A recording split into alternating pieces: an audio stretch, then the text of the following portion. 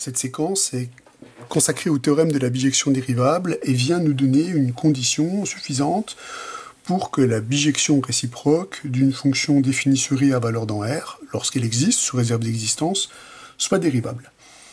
Alors on retrouve évidemment parmi les hypothèses de ce théorème, les hypothèses qui nous permettent de montrer que la fonction f-1 elle existe, puisqu'on a évidemment toutes les hypothèses qui permettent d'appliquer le théorème de la bijection continue.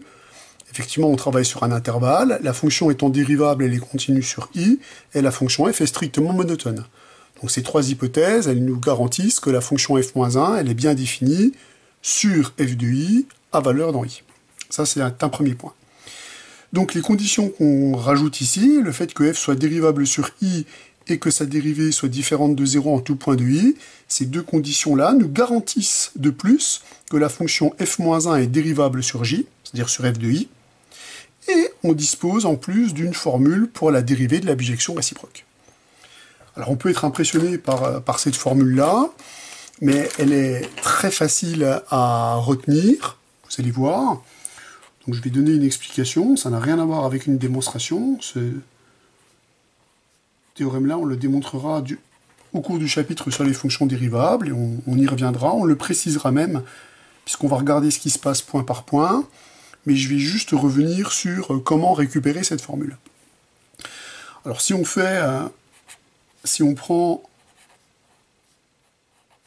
acte du fait que la fonction f-1 est une fonction dérivable et que la fonction f est une fonction dérivable, je vous rappelle que, par définition de la bijection réciproque, f-1, c'est une application qui, composée avec f à droite et à gauche, renvoie l'identité. Donc j'ai en particulier le fait que f composé avec f-1, évalué en y, est égal à y. Si je calcule maintenant la dérivée de chacune de ces expressions par rapport à la variable y, ici je me retrouve à dériver une composée qui est bien dérivable comme composée de fonctions dérivables, puisque je vous ai dit que j'admettais le résultat de ce théorème.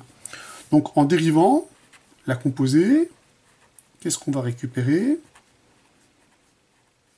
On va donc récupérer que la dérivée de f évaluée en f-1 de y, multipliée par la dérivée de f-1 évaluée en y, est égale à la dérivée de y par rapport à y, est égale à 1. Comme on sait que la dérivée ne s'annule pas sur l'intervalle i, ceci étant élément de l'intervalle i, on peut donc diviser chaque membre par l'inverse de ce nombre-là, ce qui nous permet de récupérer donc que f-1' de y est égal à la dérivée de f évaluée en f-1 de y. Donc on voit que la formule qui est ici, elle s'obtient tout simplement en dérivant cette composition. Donc elle est très très facile à récupérer. Alors on va maintenant mettre en application ce théorème, apprendre à l'utiliser, et je dirai un mot justement sur la présence de cette hypothèse, et pourquoi, sans cette hypothèse, on n'a aucun espoir que la fonction réciproque soit dérivable sur l'intervalle considéré. Donc on va traiter un exercice, et je reviendrai, le cas échéant, à cette relation. Alors passons à l'exercice, où il est question de montrer que la fonction h, qui a x associe 2x exponentielle x, réalise une bijection de l'intervalle 0,1 sur un ensemble, qui sera un intervalle, puisque ceci est un intervalle et cette fonction est continue, à déterminer. Alors on va vérifier les hypothèses du théorème de la bijection continue, et même mieux du théorème de la bijection dérivable. Alors déjà, pour commencer, la fonction h est clairement dérivable. C'est simplement un produit de fonctions dérivables, comme produit de fonctions dérivables. Ça, c'est déjà le premier point. Et je vais la dériver, puisque je vais avoir besoin d'étudier ces variations. Donc on va la dériver. Alors elle est dérivable sur R comme produit de fonctions dérivables. Moi, je vais me contenter de calculer sa dérivée lorsque x appartient à 0,1, comme c'est demandé dans l'énoncé. Donc je calcule la dérivée d'un produit. Donc je commence par dériver la fonction 2x dont la dérivée c2 multiplié par exponentielle x, plus 2x multiplié par la dérivée d'exponentielle x, qui va donner d'exponentielle x. Pour chercher le signe de cette dérivée, on va évidemment factoriser. On peut factoriser 2 exponentielles x, et ceci va être facteur de 1 plus x. On constate que sur l'intervalle 0,1, ce terme-là est minoré par 1, ce terme-là est minoré par 1. Cette dérivée est donc à valeur strictement positive. Donc on obtient que la fonction f est dérivable, d'une part. D'autre part, on a démontré que h' de x est différent de 0 pour tout x appartenant à l'intervalle 0,1. D'autre part.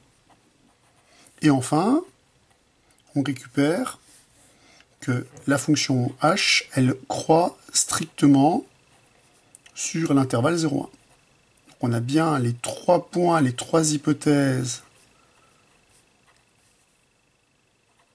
du théorème de la bijection dérivable qui sont vérifiées pour la fonction h. Donc quand vous appliquez ce théorème, il faut évidemment bien mettre en valeur le fait que vous avez vérifié les 3 hypothèses de ce théorème pour pouvoir l'utiliser. Ça, c'est vraiment un point important dans la rédaction. Donc maintenant qu'on en a vérifié les 3 hypothèses, on peut dire que, d'une part, on peut dire que l'application h est une bijection entre, alors l'ensemble de départ, ça sera évidemment l'ensemble 0,1, et l'ensemble d'arrivée. L'ensemble d'arrivée, ça sera h de 0,1. Ça, c'est le théorème de la bijection continue qui nous l'affirme. Théorème de la bijection continue qu'on peut appliquer, puisque les hypothèses qui sont là recouvrent celles du théorème de la bijection continue. Comme h est une application qui est croissante, pour avoir l'image de cet intervalle étant croissante, il suffit de regarder ce qui se passe aux bornes. Effectivement, h de 0 est égal à 0, et h de 1 est égal à 2 fois le nombre exponentiel. Donc notre application h réalise une bijection de l'intervalle 0,1 sur cet intervalle-là. Étant donné qu'on a toutes les hypothèses qui permettent d'appliquer le théorème de la bijection dérivable, je peux donc assurer que de plus, la fonction h-1, qui est définie sur l'intervalle 0, 2e et qui est à valeur dans 0,1, est dérivable.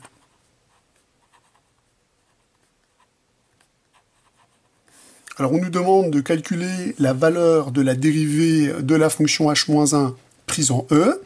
Déjà ça a bien un sens puisque e est un élément de cet intervalle et que la fonction est dérivable en tout point de cet intervalle.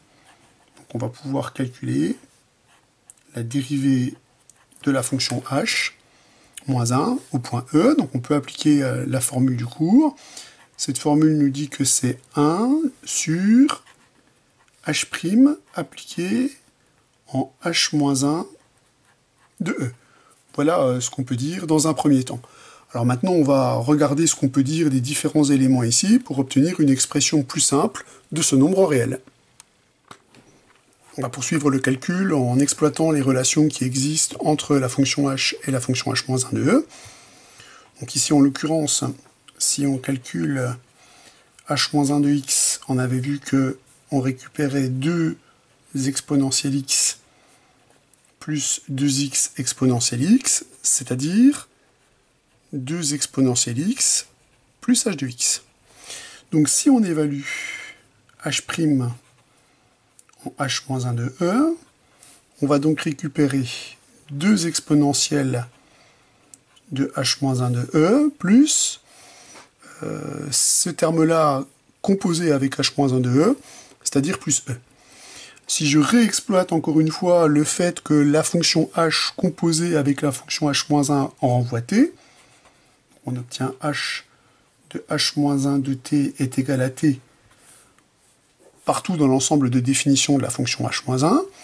Je vais donc obtenir également que, en appliquant h à cette relation bien entendu, 2h-1 de t multiplié par exponentielle de h-1 de t est égal à t, et que par conséquent, 2 exponentielles de h-1 de t va donc être égal à 2 sur h-1 de t, partout où h-1 de t ne s'annule pas, c'est-à-dire pour n'importe quel t appartenant à l'intervalle ouvert 0, 2e.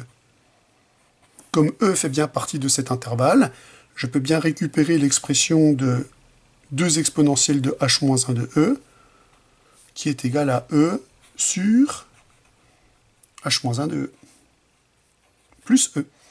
En réduisant au même dénominateur, on obtient E, après factorisation, de 1 plus h-1 de E, le tout divisé par h-1 de E. On peut donc fournir finalement un résultat simplifié de la dérivée de la bijection réciproque prise en E. C'est l'inverse du nombre qu'on a calculé ici, c'est donc 1 sur E, multiplié par h-1 de E, le tout divisé par 1 plus h-1 de E.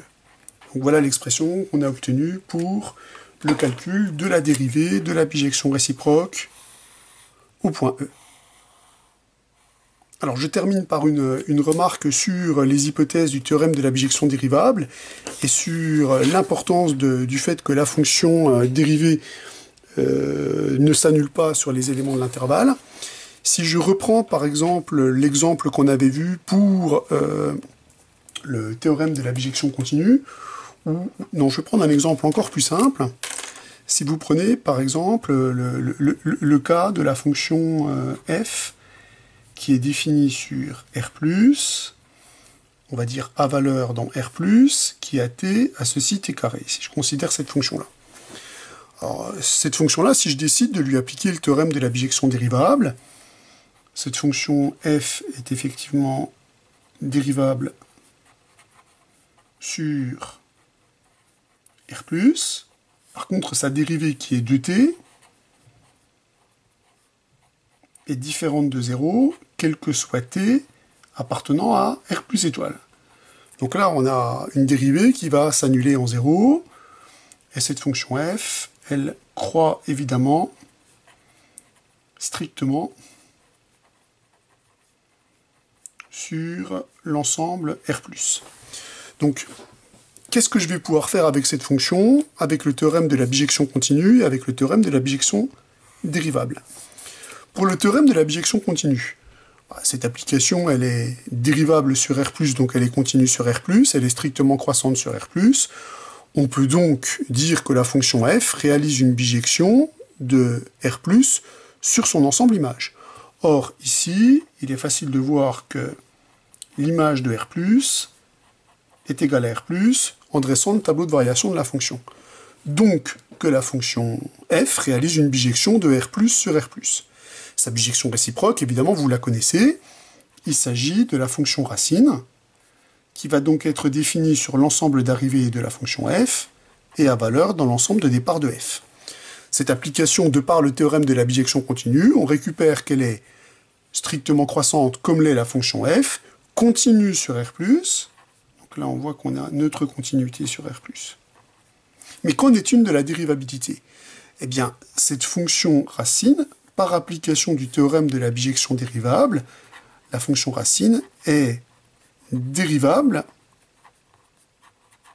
sur l'image par f des points où la dérivée ne s'annule pas.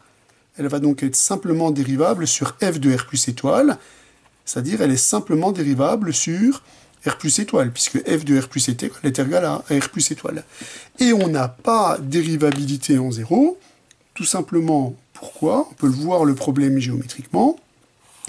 Quand vous tracez le graphe de la fonction un carré, restreinte à R+, vous avez évidemment une dérivée qui s'annule ici en 0, donc vous avez une tangente horizontale.